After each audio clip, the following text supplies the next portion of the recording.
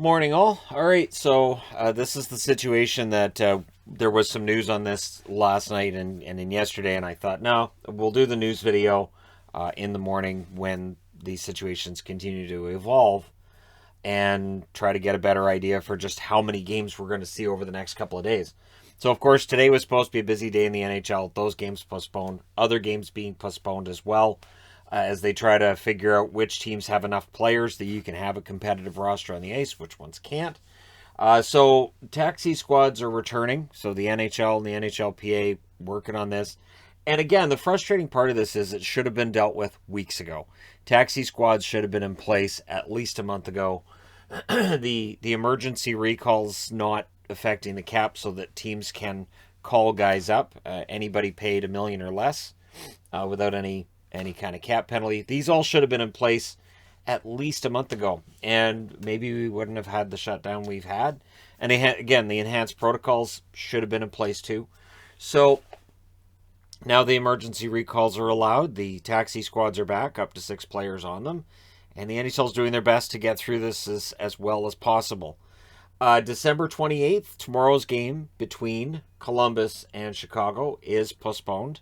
So that's been added to the list of games that are postponed, which means that there's 3 games on tomorrow. The next night, there are 2 games that are delayed. So Wednesday was supposed to be a busy day of 11 games. Now it's down to 9.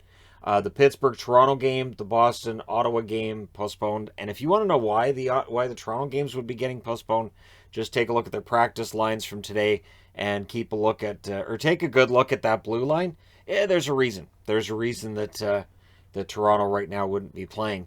Boston, Chicago, I think, is the one that's caused that there. Chicago, I think there's 5 players under protocol today, including Fleury.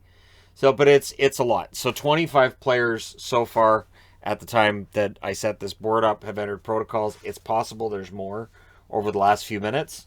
Because again, as I've stated, I really think the NHL is just going to have to power through this. This is going to go through, I think, relatively quickly. We're looking at weeks, not months. And yeah, so we'll see how things go with this.